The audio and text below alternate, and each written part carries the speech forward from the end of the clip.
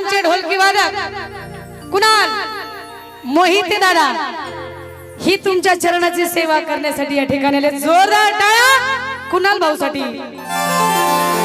वडाई ढोलिया